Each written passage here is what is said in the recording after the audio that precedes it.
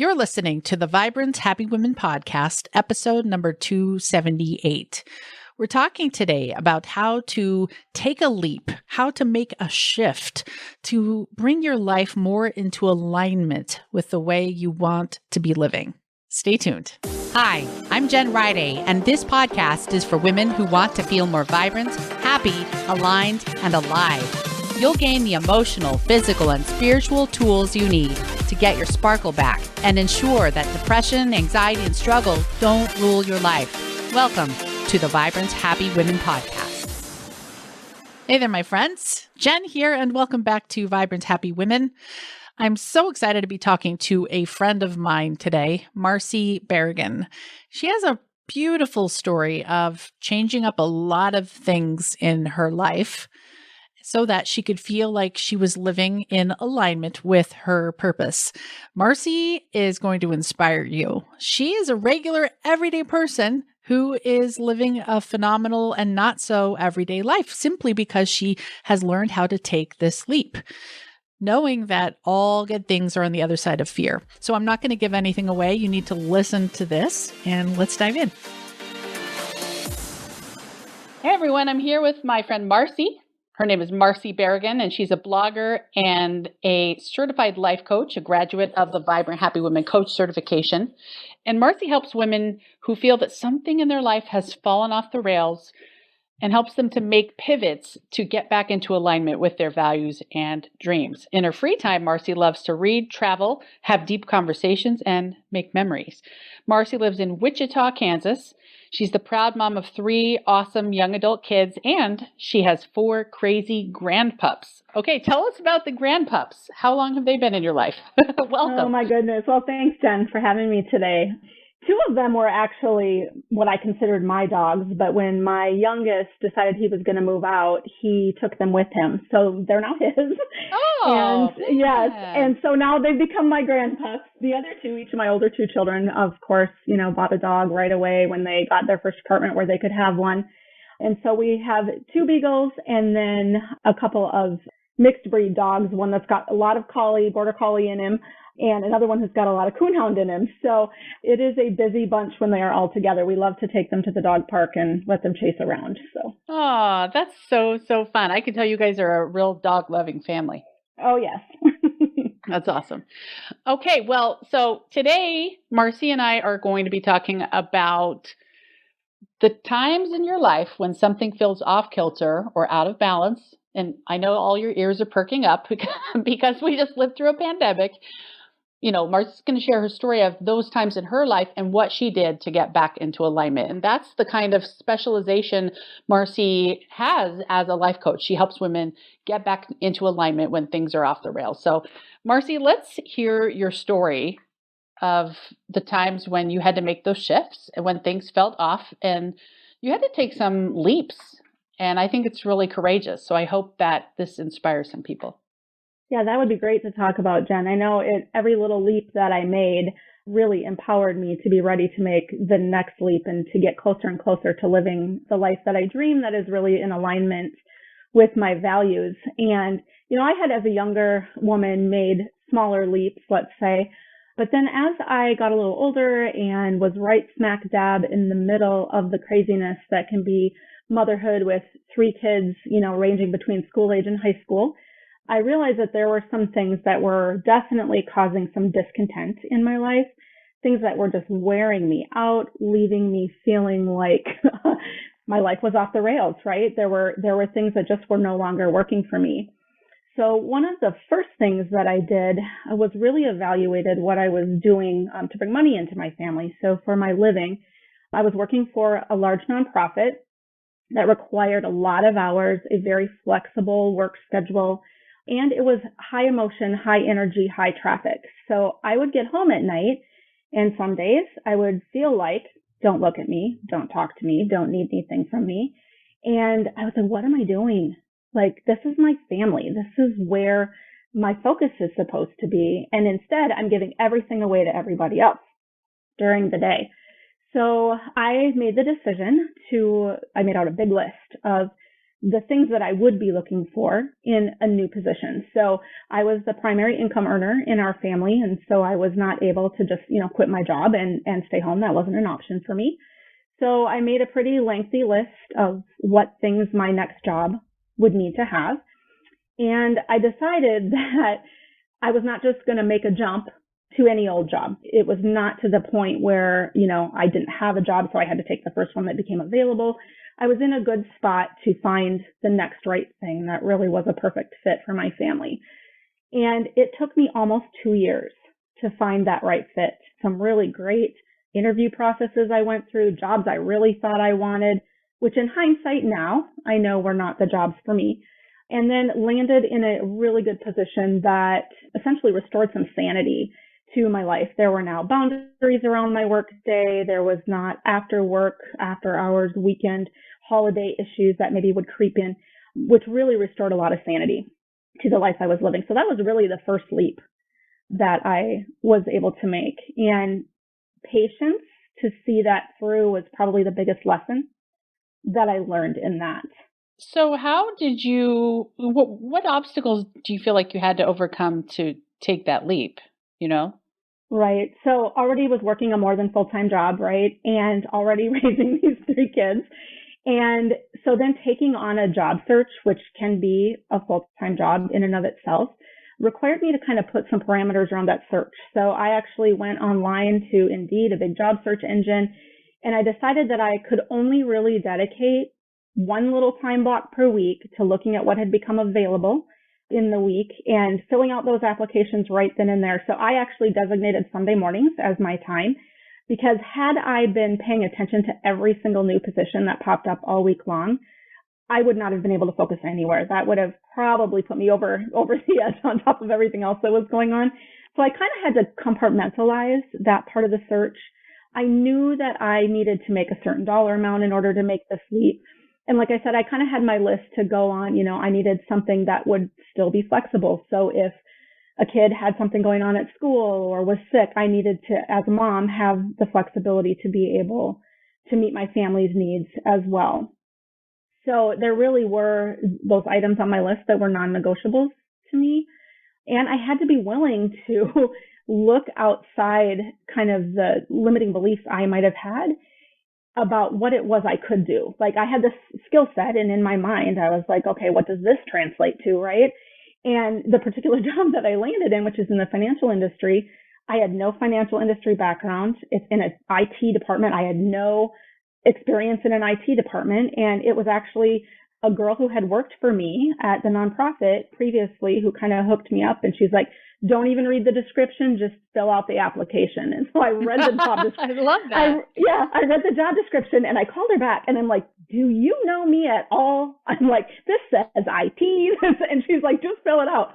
So, I really do believe that God, the universe, whatever the greater power is you believe in, like leads you to the right place at exactly the right time. And I just had to be willing to try out a bunch of, different applications, different processes, and kind of hone my skills on interviewing. And there was growth alone, right, in that journey, going through some of those extensive interviews as a candidate. And so there were just a lot of moving pieces, but I really, like I said, learned patience, learned to take it one step at a time, and had to learn to not try to control the trajectory of the journey, because having been someone who felt like I had to control a lot of things in order to keep my life on the rails, that was difficult for me to just kind of go with the ride, right? And just let it take its roller coaster hills and valleys and have faith that I would land where I was supposed to land. Yeah. And what's cool is you decided this isn't working. I want something else. Like that moment of decision.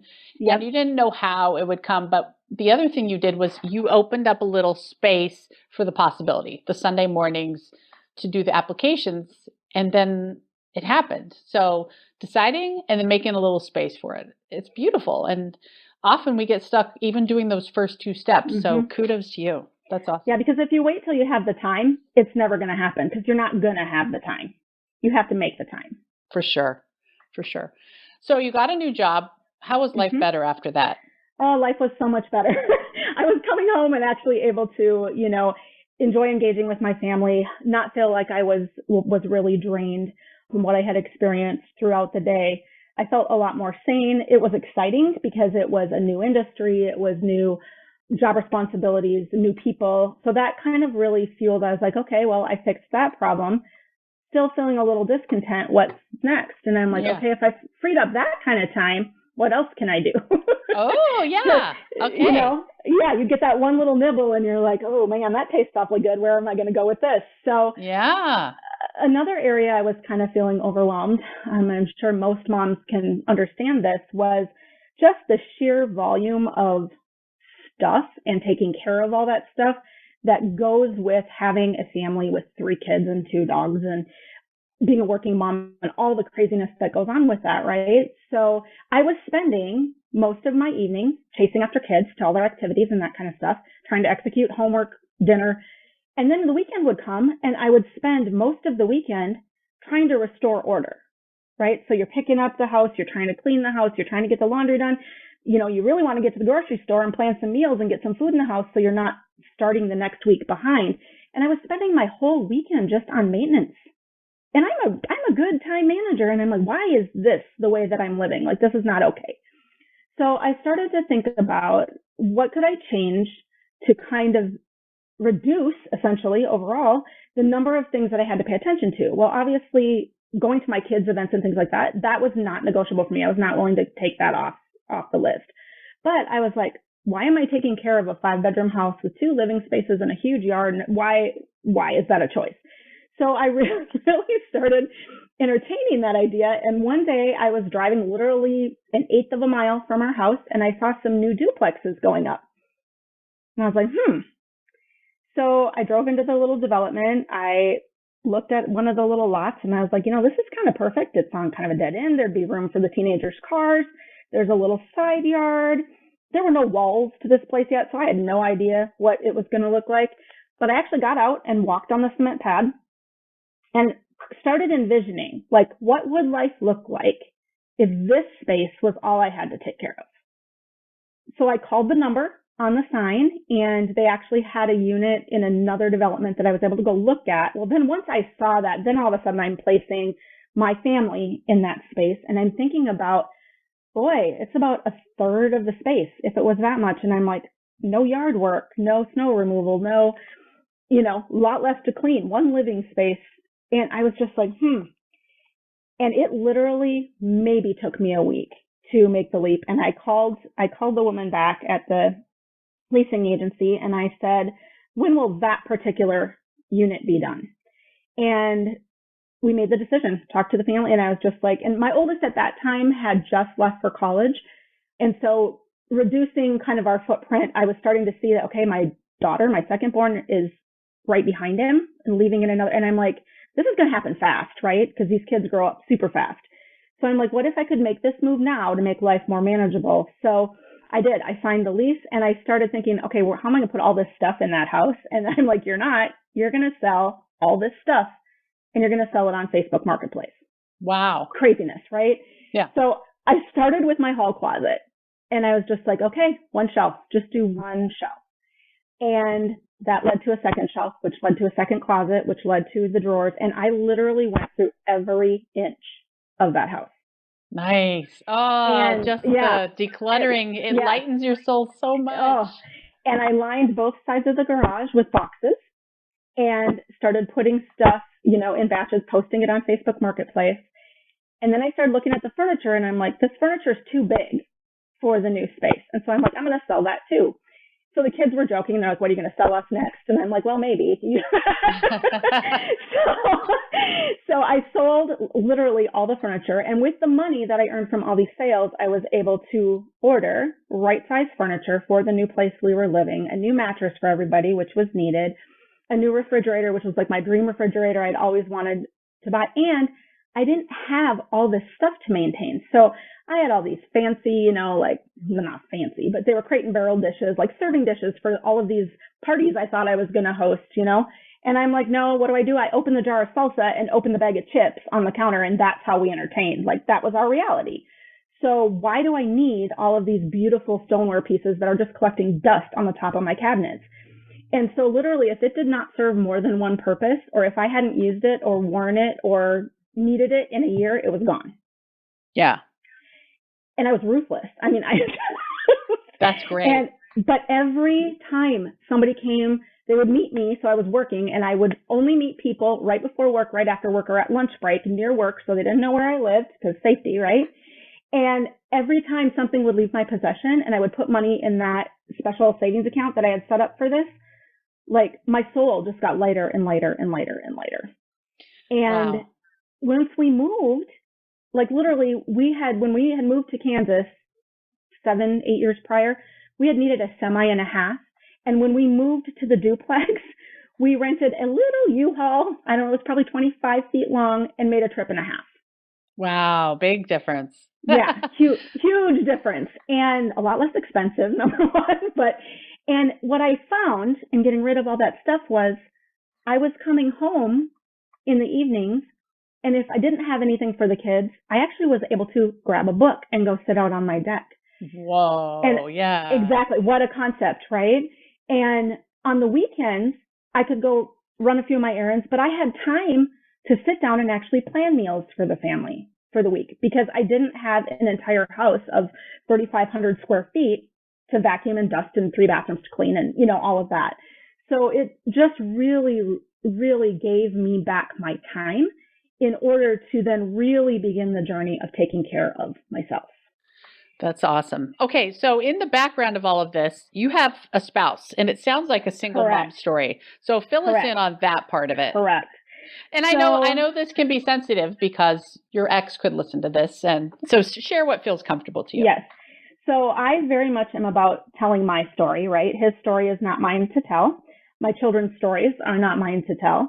Let's just suffice it to say that he worked a lot, and he had some demons of his own that he really needed to address. And I had tried for years and years and years to be the person that, like I said, try to control and keep things on the rails and keep everything running the way it was supposed to run. And as I was starting this journey of freeing up my life, I realized, you know what?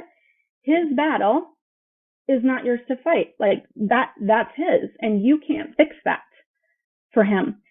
And so as my spirit was lightening and I was, doing tons of personal development work, I have always loved personal development and reading. I mean, it started back with Oprah in like high school, I think it was, watching her after school every day.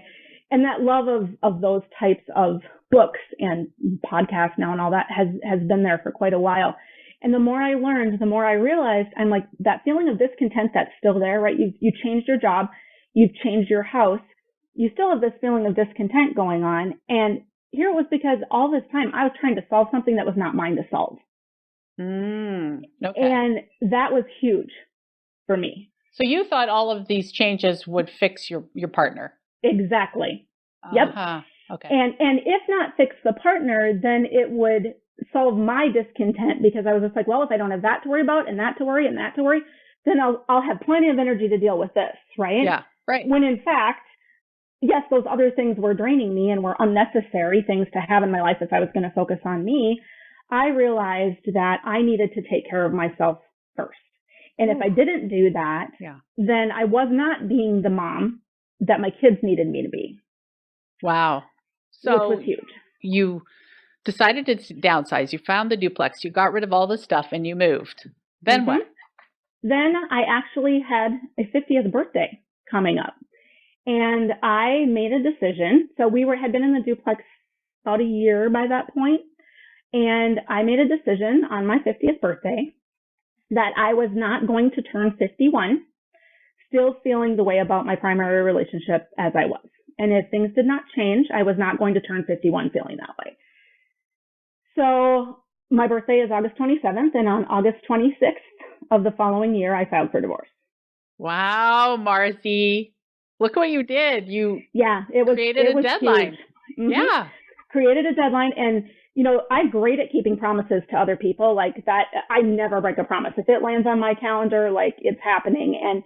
But I had not always been good about keeping a promise to myself. And this was a huge one. Oh my gosh. Can you just walk us through the thought process? Yeah. I mean, I would be thinking, what about the kids? Oh my Oh, gosh, yeah. how am I going to, Yeah. Well, and that's why I gave myself a year, right? Yeah. Like, that's why I had set that deadline that far out, because I knew, having watched a lot of friends go through similar types of situations, that there were just so many logistics and moving parts. And because I am a planner and there were things I could control, I'm like, I'm going to give myself a year because I want to make sure that I've done the work to make sure this is as easy on everybody as possible. And that included my now ex-husband. Like, I made this process extremely easy for him. You know, I definitely, you know, he is the father of my kids. I don't wish him any harm at all. And I wanted him to be successful in this new life as well. So I, you know, did things like making sure I had bank accounts set up that were only in my name, you know, making sure that his check was going to the checking account he'd be left with and mine was, you know, going to my checking account, making sure that I knew, because I did go talk to a lawyer, making sure I knew, like, what does this look like for my kids? What can I expect? And my kids were older. My youngest was 15 at that point in time. But, you know, you got a 15-year-old and the last thing he's going to want to probably do is have to go between houses on the weekend. So it was really kind of looking at that and looking at my older two who were on the college journey, like, how is this going to affect them and how am I going to mother them through this? And where's my support group in this? I have always had a strong group of girlfriends, and boy, did I rely on them heavily through this year and, you know, that I was living through. And so there were, I can't even tell you how many miles a couple of my girlfriends and I walked, sometimes on an every night basis, just to kind of talk me through some of the logistical things and really make sure that, you know, my heart was in the right space. I was doing it for the right reasons.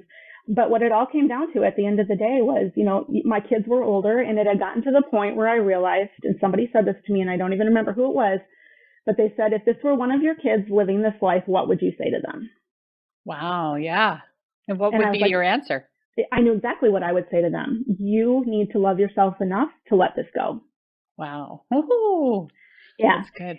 And I've always been a rule follower, like oldest born, right? Super responsible person. That's just my nature. And so this is a should, right? In society, you should do everything you can to make this work. And I had made a lot of decisions in my life about you should do this and you should do this and you should do this. You know, the job was a symptom of that. It's like, you know, yeah, you should, if you're going to be a working mom, you should keep wanting to climb that corporate ladder. And the big house was a should, because, you know, obviously you got to keep up with the Joneses and your kids each need their own bedroom. And, you know, you need this space and this beautiful yard and this deck, and working on your marriage, that's a big should in society. And giving myself permission to know that I had done absolutely everything that I could. We had been through marriage counseling a couple of times. Giving myself permission to say, but wait, you should take care of yourself, number one. Yes. Wouldn't that be crazy if that was an actual social should? Oh, you didn't do your morning routine? Oh my gosh, let me take your kids. You get at that, girl. And why isn't that? And where did we stray so far that taking care of yourself is kind of like a taboo thing for a lot of people? I know. It's ridiculous. Like, it is. It's just ridiculous. So discovering that and you know, finding the things that really feed my soul, it's just been this beautiful journey. And I had done so much mourning during that year because I knew, you know how, like, once you know something, you can't unknow. Mm-hmm. And one of my favorite quotes is be still and know. And through all of these transitions, literally I'd be like, what am I going to do? What am I going to do? What am I going to do? And the minute I would give myself time to sit still, I would just get this divine download of, here's the next right thing. Like, this is what you're supposed to do. And supposed to do because that's where your heart is. But again, once you know, you can't unknow, right? So there's that little bit of, now what am I going to do with this? Like, I know I've got to do something with it.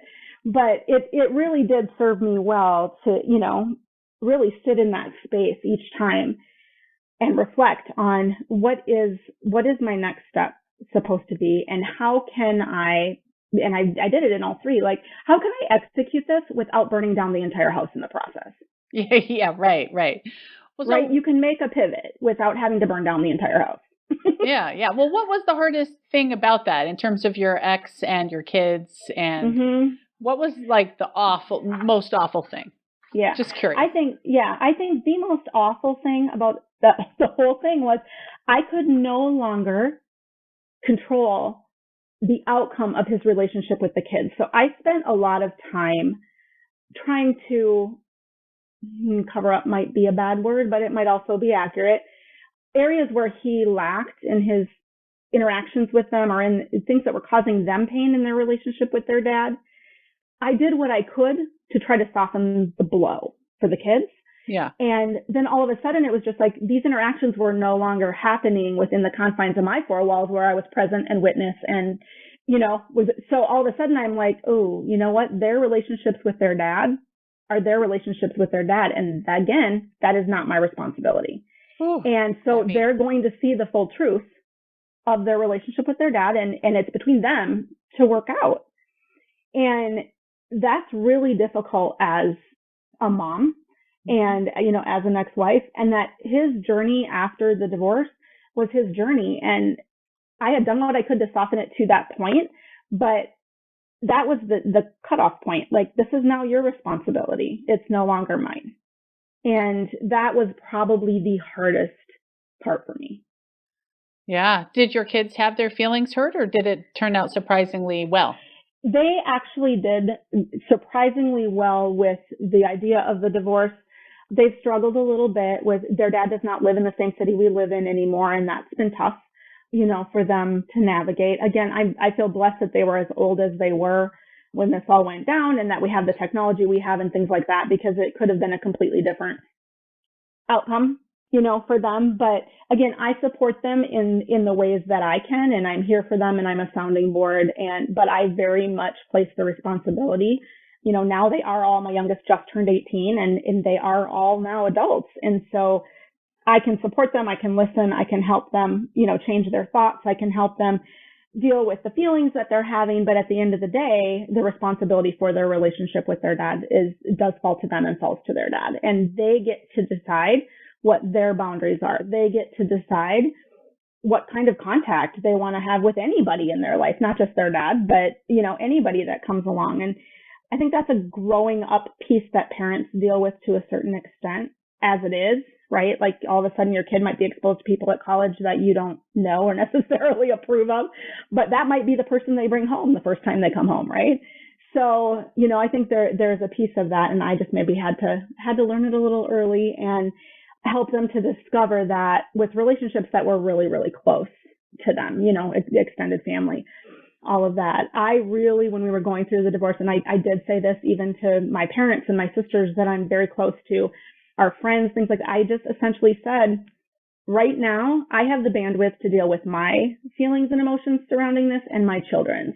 I am not responsible for anybody else's reactions to my decision to divorce my husband. Yeah. So you need to go deal with that however you need to deal with that, but please don't bring it to me. Because Very nice. I am choosing to put my children and myself first. I can tell you've really been into self-help for a while. You've figured out a lot because, there are a lot of stories that people have about divorce, like it's going to ruin your kids, or you're betraying God if you divorce, or you're sinning, or there's heavy stuff. So give us in a nutshell, I would say I've heard several, but the 3 or 4 or 5 most powerful beliefs that enabled you to take that action of divorcing. We learned about thought tables in the Vibrant Happy Women Coach certification. You're excellent at them. If those listening don't know what a thought table is, that there are facts. Marci decided to have a divorce. That's a fact. There are thoughts about those facts, and every single thought generates a feeling. So if your thought had been divorce is a sin, you would have felt afraid. You probably wouldn't have taken the action of having the divorce and creating a life that felt more aligned. So thoughts yield feelings, which lead us to actions and generate a result, right? So yeah, in a nutshell, what were the thoughts that you chose to think before your divorce even began that helped it come to pass, essentially? I heard some empowering ones. I think, one of the biggest for me, especially, surrounding religion. So I grew up Catholic. There's a whole lot of, guilt that's inherent in that particular religion. Yep. I'm no longer a practicing Catholic, but still 100% believe in God. I'm a very, very spiritual person. And I really reflected and prayed on, and I'm like, you know what? the God that I choose to believe in would not want this for me. Yeah. And so I was just like, okay, well, if he wouldn't want this for me, then why am I forcing myself? Wow. Yeah. So, I'm doing this to me. I'm doing this to me. Or society has certain thoughts around it and a lot of opinions around it. And then I was like, at the end of the day, I'm like, people who love me, people who love us, myself, my ex-husband, my children, if they don't understand why it is we are splitting, if they can't see that, do they really have my best interests at heart? Do they really love us? I went around and around with that a lot. And when I again realized that, I was like, that's a hard boundary for me. Like, you don't live my life. You don't get a vote. Like, you're not me. So that realization for myself that, at the end of the day, the only two people in this relationship are myself and my ex-husband. And the only person whose opinion needs to matter to me is my own. Yep. And I was in alignment with God then, and in alignment, with myself. And the last thing I think that kind of, came to me, because I think a lot of times as women, we're like, oh my gosh, I can't afford to live on my own. I don't know how I would raise these kids by myself. I don't know how I would get all the things done. We tell ourselves all these reasons why we should settle for something that's not good for us, simply based on logistics. And I was like, you know what, Marci, you're a smart girl. You've always figured it out. No matter what life has thrown at you, you have always figured it out. And you'll figure this out too. And so what has it been like? All the fears beforehand, we're not going to have enough money. I'm going to burn myself out doing everything. What's the reality? And be honest. Be honest. Yeah, it actually has been amazing. I will tell you that. With the lifting of kind of the responsibility for someone else's outcome, with the lifting of feeling like I had to keep life on the rails, there was just this lightness and freedom in my spirit. And I did a lot of grieving, like I said, that whole year that I was trying to figure out how I was going to do this, and did a lot of grieving. And once the divorce was actually final, my grieving was over. And I have heard that many times, that women a lot of times do their grieving in the relationship rather than after. And I found that to be true for myself. I think especially if it's our idea that it needs to end. I think that is probably true for a lot of women.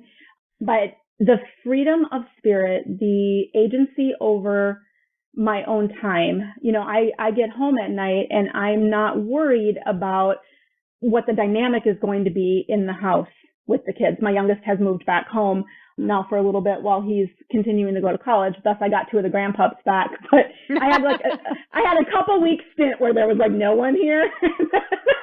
But it has really allowed me to live life on my terms and to create a life that I really want to create and be able to make the impact I want to be able to make.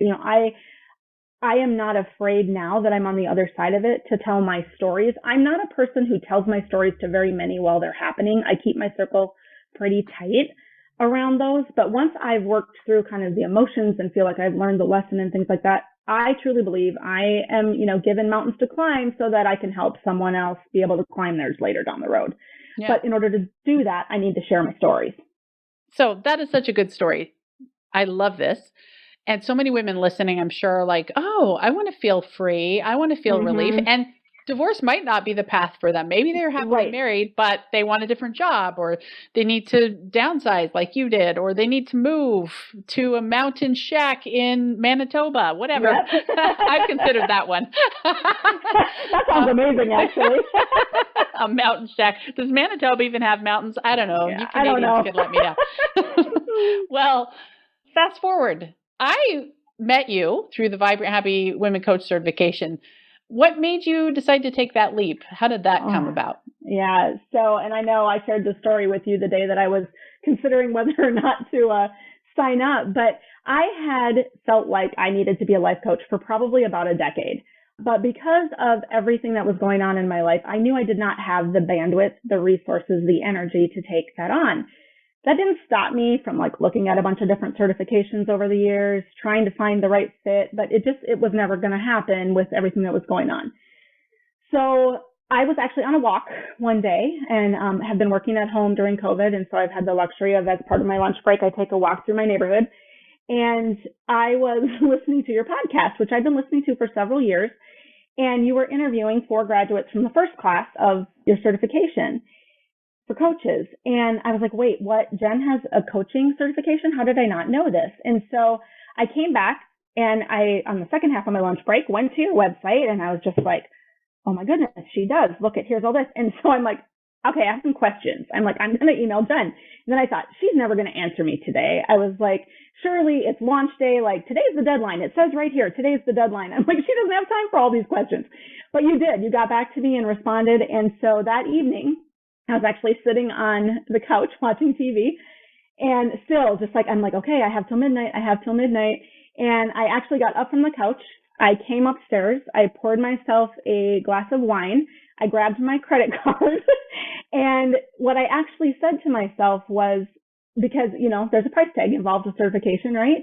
Said to myself, I'm like, you know what? You just spent a bunch of money to gain your own freedom. Why are you going to not take this leap that you've wanted to take for a decade? It's going to pay itself back in spades. And I literally opened your website back up and signed up.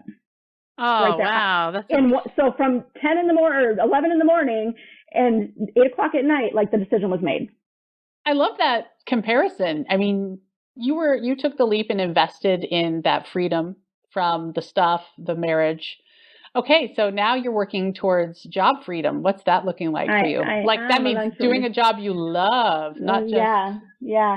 So like I said, I work for a great company. I really do love my job, but my passion is really helping women who are feeling like I was feeling, like something in their life is just off the rails. And that can take any form. That can be, I feel like there's too much stuff in my house. I need to reduce clutter. I hate my job. I need to move to a different job. I am unhappy in my marriage. I need to figure out what that looks like. I'm having parenting trouble. I need to figure out how to better parent these kids. There's a lot of reasons why your life might feel that way. And when one thing is that far off the rails, it kind of tends to make the rest of your life feel a lot less shiny and maybe like it's a little suspect too. Yeah. So, really being able to help women figure out what is that necessary pivot they need to make, and then figure out the logistics, because everybody has values they hold dear. We lose sight of them sometimes due to the situation we're living in. And what are their dreams? I think a lot of women have totally forgotten what their dreams look like. And I have a big picture dream down the road of there is going to be a beach house. My soul sings the minute I hit the ocean. Doesn't matter what ocean, doesn't matter where it is. If there's an ocean and a beach, I am happy as can be. And so there's going to be a beach house that I am going to live in, and there are going to be retreats for women. Ooh, I like it. And that's the big picture dream, right? And that is all built on the backs of this coaching side gig that I've got going, where I really just want to help women figure this out. And I don't know exactly what that journey looks like. My business is young, but that's great, because I truly believe, just like I have been led through all of these other pivots in my life, that the journey's already been mapped out. I don't have visibility into what that is, but I'm willing to just let it unfold organically and kind of embrace the whole process. And I think the coaching certification especially helped me to do that. All of the tools that I learned, and especially the caliber of the women who were in my cohort, in my class, the connections there, and that things that we've been able to coach each other through has brought each of us to a new level where we're able to really flesh out those dreams and say, you know what, I'm going to do that. Don't tell me I'm not going to have that beach house with those retreats, because I'm going to. Oh, you are. I know it for sure. I don't know quite what the path looks like to get there, but it's going to happen. Yeah, because you've done this leap. You've taken this leap so many times. This is just another leap. Yep. That's it. So and with every one, you just get more and more confident in your ability to figure it out. And you learn how to surround yourself with people who encourage you in whichever direction you're trying to go. And they also are willing to call you out on your stuff, right? So yeah. If you're stuck trying to build your side hustle, or you're stuck trying to decide whether or not you're going to stay in your marriage, you've got to have people who are willing to look you in the face and ask you the hard questions. And if you don't have people in your circle like that, it's time for a new circle. Yeah. And the life coach certification gave me another pool of women who've been able to help me raise my dreams to that next level. Yeah. Up leveling. So you always wanted to be a life coach. is it different than what you expected? It's actually better than I expected. I have kind of always been a coach. Like one of my girlfriends from junior high actually made the comment one day in social media with me. She was just like, yeah, you were the one we all brought our stuff to in junior high and you helped us figure it out. And I was like, oh, I've been doing it that long. But I would find myself in situations, whether it was with coworkers or whether it was with friends, where I was the person who helped them process. And I didn't have formalized tools for that. I kind of was born with an ability to very clearly kind of see people where they're at, see their possibilities, help them to discover them on their own. And so when I really embraced that gift in myself, I was like, I got to figure out a way to be able to utilize this and bonus, get paid for it, because that's what I love doing every day. Like if I could literally sit and do that for a living, like I would not feel like I was working. It is so much a part of who I am, having those meaningful conversations and seeing light bulbs go on and seeing the empowerment behind another woman's eyes when she realizes that she is in fact in charge of her destiny and her journey, and that she believes in herself enough to take those leaps and create that for herself. That has just been amazing for me. And it's never really been about the money, although I need lots of money to buy that beach house, right? It's never really been about the money, but it's been about the impact and being able to help people in a more formalized way than I've always done. So to me, it is like up leveling essentially what I was already doing, but now I've got all these tools, and the more I coach, the more experience I have right behind me in order to share. So how does formally becoming a coach, how are these tools you're talking about that you learned in the coach certification, how do they actually help? Like, what are they? How do they make you better at helping others? So the thought tables were huge for me. I have always challenged my thoughts, but I didn't have a structure to put them in. So sometimes I was able to get myself to a new thought, but it took me a long time of just trying to internally wrestle with it, where now I can sit down with the thought table in front of me and fill it out. And even now, because I've done them so many times, can sometimes do them in my head without writing them out. So that has really helped me to kind of increase the speed of a trajectory on any issue that I'm dealing with and kind of change my mindset and free me up for that. I was famous with myself for not actually feeling my feelings. I was so busy all the time, and I would just fill life with busy. And if something was uncomfortable, that was why I stayed married as long as I did.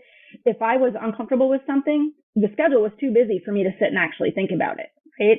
Like there was no room there. And I think as a society, I have a blog post on my blog about busy, and just that word busy. It's like there was a trophy for being that busy mom and raising these busy kids. And along comes COVID, right?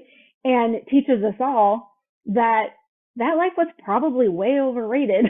And why were we letting this, false idea that busy is the way to live your life be the boss of us? Like, I don't understand that now. Yeah, I look at it now and I'm like, what? How was I convinced that was the right thing? Because now I'm like, oh no, this is totally the right thing. So being able to feel it to heal it. And, like I was not a person who ever would get in the bathtub. And now I'm like, okay, feeling something. I'm like, light the candle, go crawl in.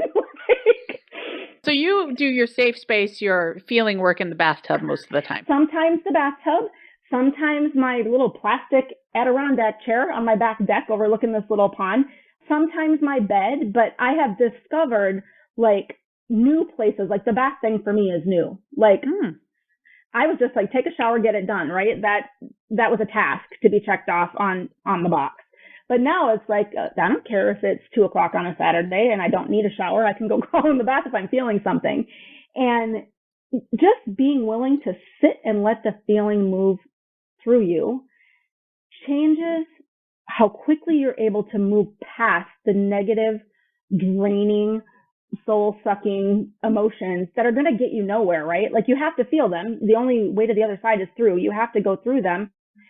But it's so much nicer on the other side once you actually feel them. Or you can choose to carry them around with you for weeks, months, years, like I sometimes did, because you thought that was easier than dealing with them, when in reality, it is much easier to deal with them in the moment and be able to move past them and then, again, go on to your next right thing rather than sitting stuck. Yeah. Oh, that's great. How do your coaching tools help you as a mom and a grandpa, grandma. Yes, yes. Well, as a mom, my kids, occasionally they'll say to me, are you being mom or are you coaching me? And I'm like, yeah, that's for you to figure out. And I've always had the relationship with my kids where we do have the deep conversations. We always have. And that was very important to me as a mom growing up. And I've actually helped some friends who did not maybe start their relationship with their kids that way, but are seeing that it's necessary moving forward in order to be able to be there for their kids the way they want to be there for them. So, I've been able to, everything is falling apart in your world when you're in your early 20s and like you feel like you don't have enough money this week, or you feel like, oh my gosh, I'm waiting to hear back on an apartment and it's like the only thing happening in my world right now and I'm so anxious and I've been totally able to essentially talk them off the ledge super quick by helping them up-level their thoughts and teaching them how to do that. And, it'll be as simple as a text message like, that thought you just had, can you take another look at that? And they'll be like, oh. And I'll be like, what are you doing with that thought? How's that making you feel? And so they kind of know because there's, there's phrases that I say now that I didn't say a year ago. Yeah. That they're just like, oh, mom in coach mode. But yeah, it's pretty funny. And, some of their friends even are just like, I really think I need to talk to your mom. That's funny. I have a similar story. I once walked into our office space and my daughter was on the phone and she kind of held her hand up and motioned me to get out. And as I left, I heard her say, if that feeling were a color, what would it be? And I was like, what are you doing? She said, well, I got your Vibrant Happy Women Club books and I've been studying them. I'm like, where did you find those? Oh, in the storage room.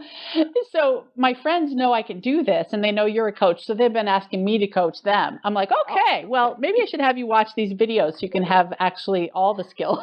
That's a riot. That is so funny. Well, and I think the biggest thing for me has really been, my kids being able to watch me make the changes that I've made and continue to chase a life that, is tied with my values and tied with my dreams. And it gives them permission to do the same thing, which I think is so, and it's modeling through example, right? I could sit here and say this stuff to them all day long. But if that's in, direct conflict with what they see their mother doing, it's not going to mean anything. It's hollow words. And we all know that teenagers don't like to listen to their parents sometimes. So, but if they're seeing it on a daily basis, that's a completely different beast. Oh my goodness. Isn't that the truth? Yeah. Well, sure. Marci, I can't wait. I want to be one of the first ones at your beach house. So okay, put me on the list. I will do that. I'm going to be at your retreat. I'll just come as a regular attendee. I'll put on like shades. No one will know who I am. That'd be great. And I've been blessed to have quite a few girls trips in my life. That is one thing that I have always done right. And there is just something about a community of women that just really brings you back to your center. I had an old supervisor who used to say back to factory settings. I really want to be able to, be that for women and have them experience that. So I would love to have you there with me at the beach house and with a bunch of other women, all getting back to our original factory settings, right? Yeah. Well, are you going to the Vibrant Happy Women retreat?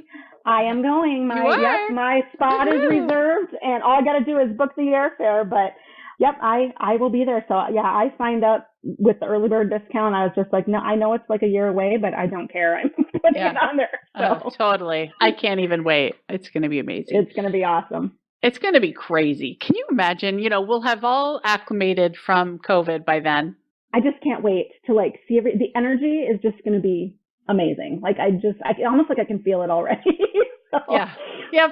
There's something awesome about being around people who are up leveling, for sure. Yep. And you are one of those people. And thank you for sharing your story of up leveling with us. This was fantastic. Thank you. Where can people reach out to you if they have comments or questions about what you're doing, your experience? Yep. They sure can. My email is lifecoachmarci with just an I @gmail.com. I do have Facebook, and it's @lifecoachmarci is my biz page. And then Instagram is life_coach_Marci. And then I also have a blog at marcibarragan.com. Cool. We'll put all those links on the show notes page. Perfect. Awesome. Marci, thanks for sharing your story. You inspired me, and I hope everyone else who was listening. You are welcome. I've loved our time together. Hey, everyone. I want you to know that you too can take a leap and shift your life in beautiful ways. I really believe that whatever you have now isn't all there is. There's always something beautiful that's another step ahead into that darkness. You just have to step, even if you can't see the path.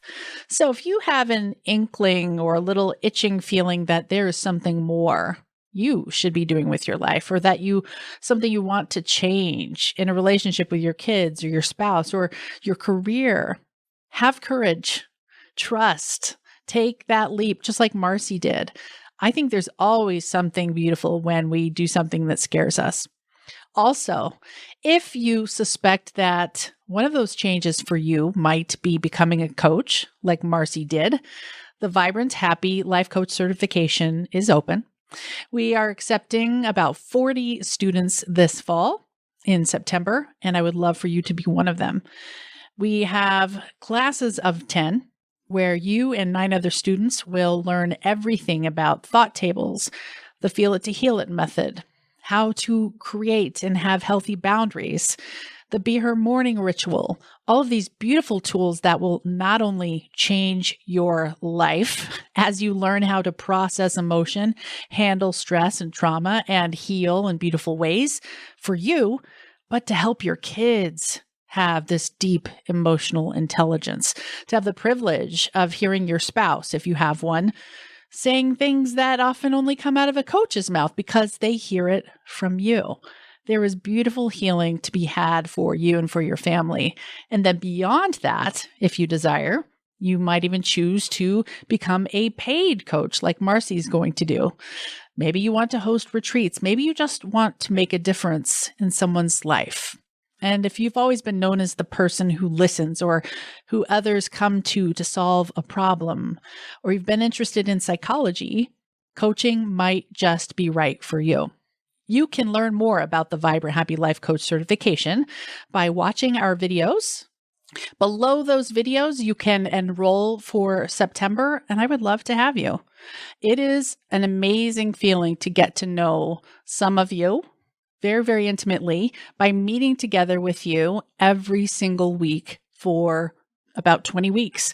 And then if you so choose to be a part of the business and entrepreneurship program that I offer called Business Builder, where you can learn how to be paid to help other people as a coach like Marci is doing. All of that is included. It is one big program. You can learn more and enroll again at jenriday.com/coaching. I want to thank you so much for listening. I appreciate all of you. I send you my love. I send you strength and clarity. And until next time, make it a vibrant and happy week. Take care. If you enjoy this podcast, you have to check out the Vibrant Happy Women Club. It's my monthly group coaching program where we take all this material to the next level and get you the results that will blow your mind. Join me in the Vibrant Happy Women Club at